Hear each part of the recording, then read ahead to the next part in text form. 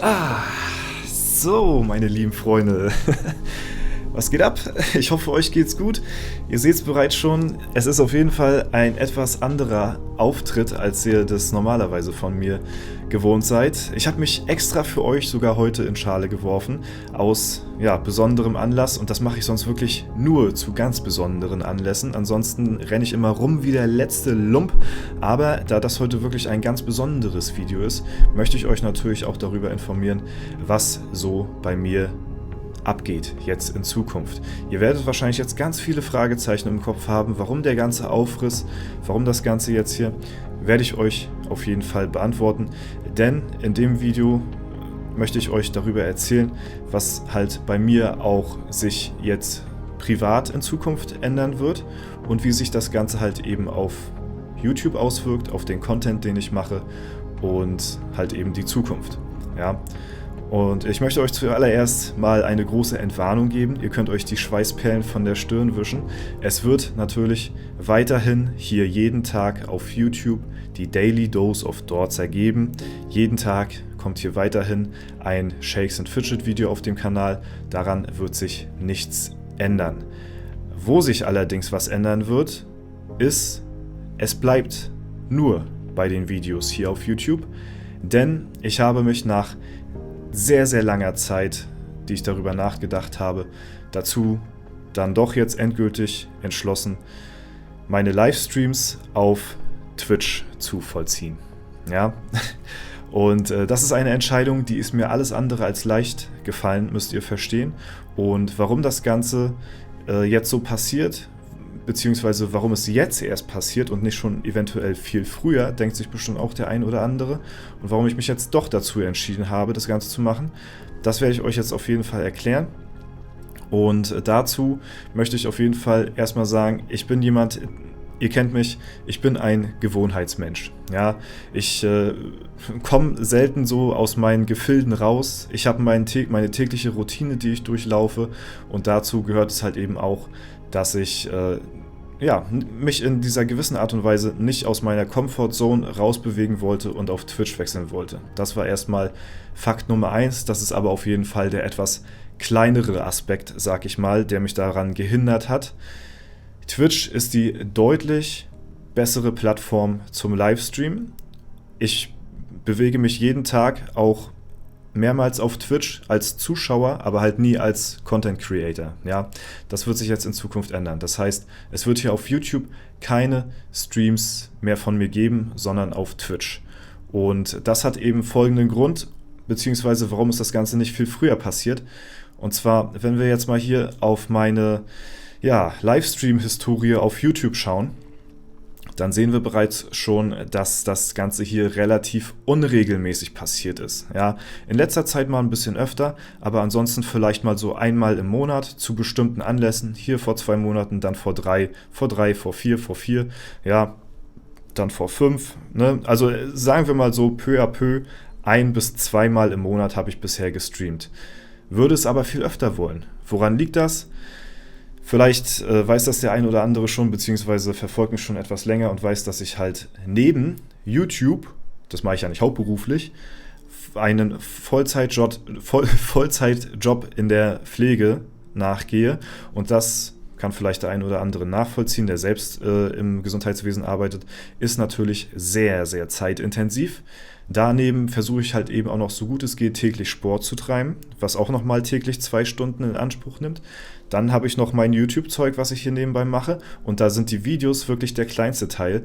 Das verstehen die meisten auch immer nicht.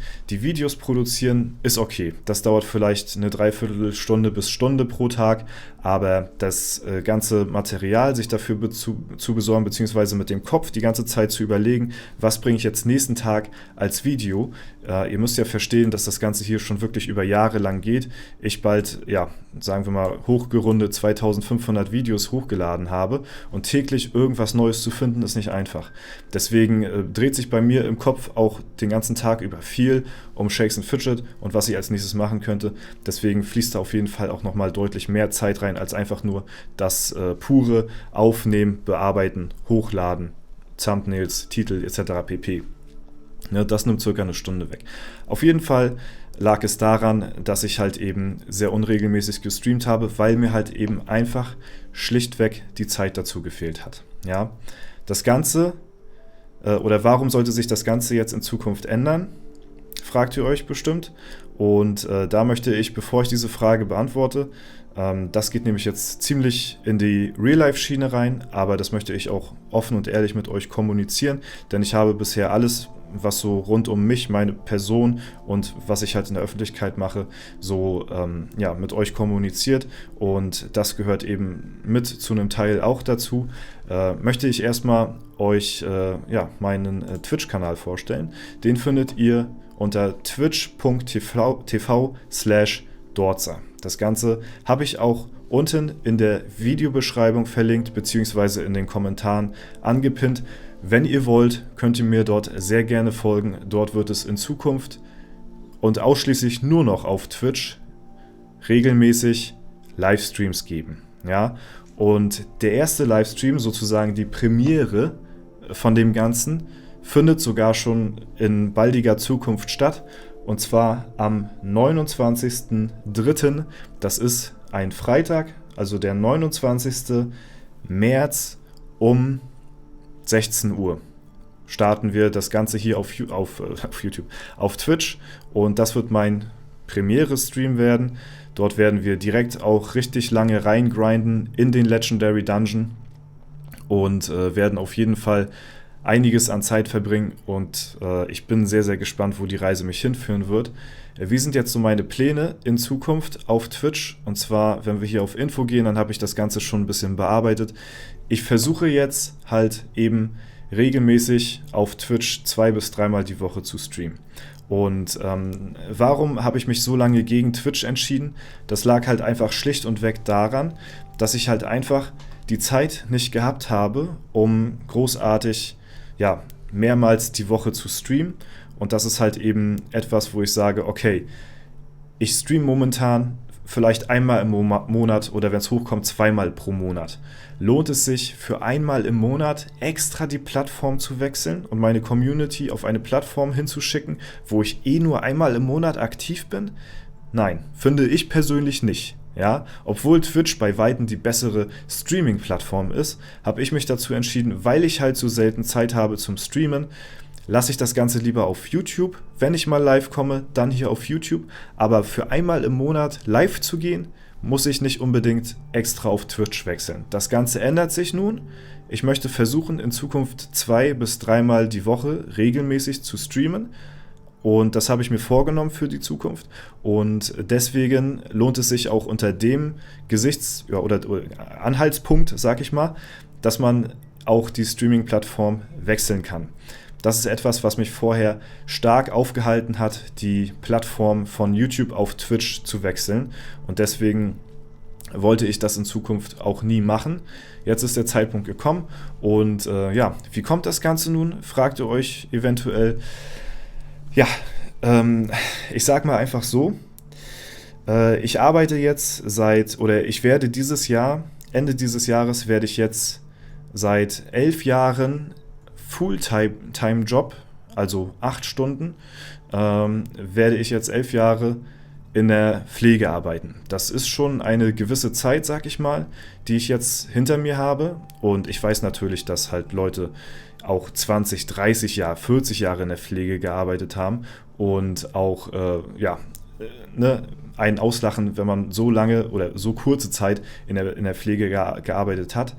Ich werde trotzdem weiterhin noch berufstätig sein, allerdings werde ich von meinen 8 Stunden, die ich jetzt die 11 Jahre gehabt habe, mich in Zukunft runtersetzen lassen, und das ist halt eben möglich muss man einfach so sagen, durch den Creator Code von Shakes & Fidget, durch euren Support, den ihr mir entgegenbringt, durch eure Rückenstärkung, die ihr mir jeden Monat da lasst, und das ist etwas, das habe ich jetzt letztes Jahr beobachtet und möchte das auf jeden Fall auch in die Richtung weiterhin ausbauen, dass ich halt eben mir etwas weniger Zeit auf Arbeit einteile und dafür etwas mehr Zeit damit verbringen kann, was ich halt eben liebe.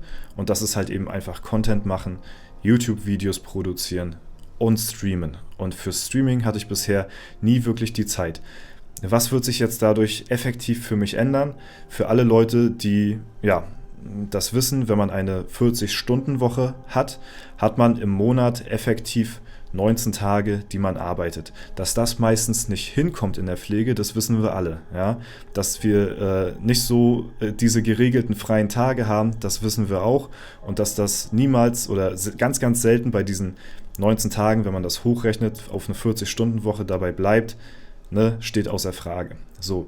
Und ich werde mich höchstwahrscheinlich, das steht jetzt noch nicht 100%ig fest, muss ich dazu sagen, werde ich mich zum Ende des Jahres von 8 Stunden auf 6 Stunden runtersetzen lassen. Das hat natürlich gewisse Vorteile, hat aber auch gewisse Nachteile.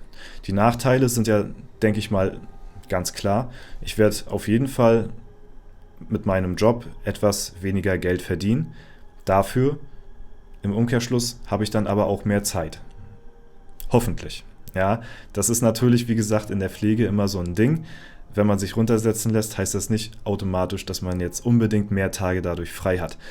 In der Theorie wäre es so, wenn man von 8 auf 6 Stunden geht, hätte man anstatt 19 Arbeitstage 15 Arbeitstage.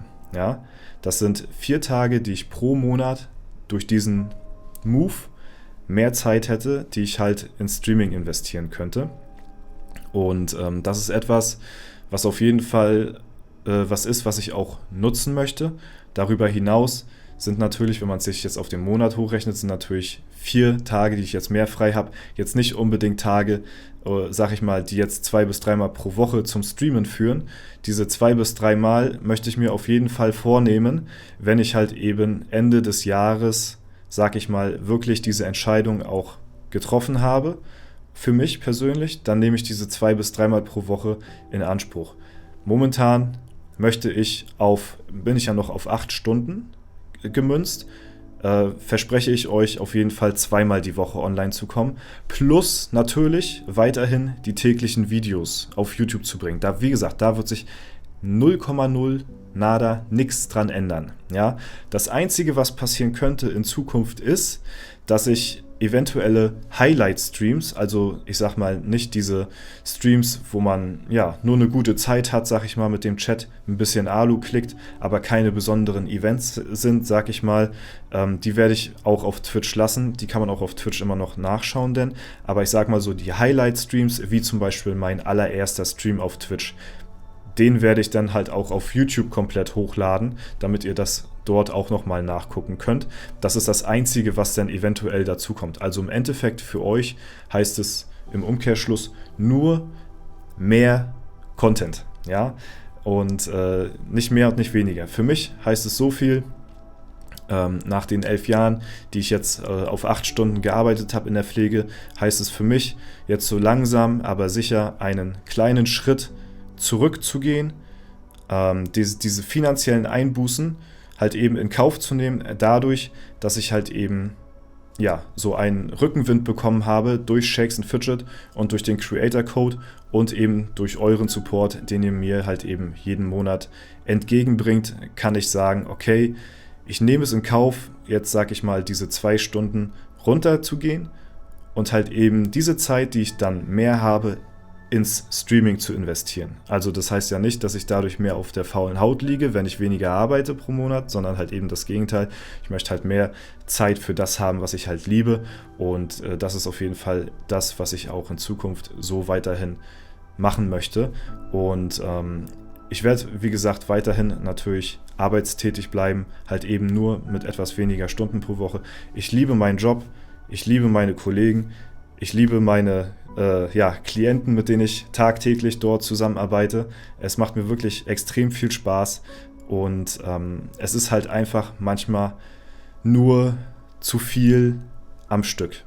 Ich habe gemerkt in der Vergangenheit, wie gesagt, 10, 11 Jahre ist jetzt eine lange Zeit, Man hat kaum Zeit, irgendwie großartig seine Family zu sehen, beziehungsweise überhaupt mit seinen Freunden was zu unternehmen. Und ich denke mal, ich spreche da vielen Leuten aus der Seele, die die gleichen Probleme haben. Denn ich denke mal, jeder, der irgendwo erwerbstätig ist in einem Fulltime-Job, ja, vielleicht sogar noch alleinerziehend ist, muss vielleicht noch einen Nebenjob machen, dass er gerade so irgendwie Geld in die Kassen spülen kann, dass er ja, sich und seine Family versorgen kann. Das ganze System hier in Deutschland ist natürlich irgendwo, was das angeht, natürlich nicht ganz fair aufgebaut auf jeden Fall. Da brauchen wir uns nicht drüber unterhalten. Und umso mehr schätze ich das natürlich auch, dass ich in dieser Position bin, sagen zu können, ich kann es mir an der Stelle erlauben, etwas weniger Zeit auf Arbeit zu verbringen und halt eben mehr Freizeit dadurch zu gewinnen. Und das ist etwas, wo ich euch zu 100% dankbar bin und möchte das halt eben ja, durch diesen mehr Content halt eben zurückgeben. Und wie gesagt, das ist das Einzige, was mich in der Vergangenheit davon abgehalten hat, großartig auf Twitch zu wechseln. Wie gesagt, es gab bei mir auch eine kleine Hemmschwelle, sag ich mal, dieses Umstrukturieren, wieder etwas Neues machen und woanders live sein und das ist halt eben, wie gesagt, ich bin da relativ faul, was das angeht, das Ganze, und relativ eingefahren und eingerostet und deswegen war das auf jeden Fall auch eine kleine Hürde, mich aus der Comfortzone rauszubewegen, aber jetzt habe ich mir einfach den Mut zusammengefasst und halt eben diese Entscheidung getroffen, dass ich auf jeden Fall das so machen möchte und deswegen, wer mich auf meinen weiteren Weg begleiten will und nichts live verpassen möchte, der kann mich sehr gerne auf Twitch abonnieren bzw. dort ein Follow dalassen. Auf twitch.tv/Dorza findet ihr mich dann. Und dann werden wir dort auf der Plattform auch eine gute Zeit haben, denke ich mal. Und ich bin gespannt, wo uns die Reise auf der Plattform so hinführt. Ja, ich hoffe, ihr begleitet mich weiterhin auf meinem Weg. Wie gesagt, ich verneige mich vor euch wirklich zutiefst, dass ihr mir das Ganze ermöglicht. Und es ist eine gesegnete Position, wirklich. Das kann nicht jeder behaupten und ich weiß, wo ich da an euch bin und wie dankbar ich und euch dafür sein kann, das machen zu können. Ich finde dafür, ihr merkt es, kaum Worte. Ja? Deswegen würde ich sagen, habe ich soweit alles Wichtige auf jeden Fall in diesem Video erwähnt. Der erste Livestream findet am 29. März statt und das ist ein Freitag um 16 Uhr. Ja?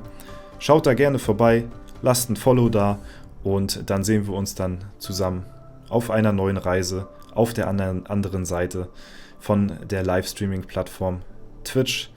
Eine deutlich bessere Livestream-Plattform als YouTube.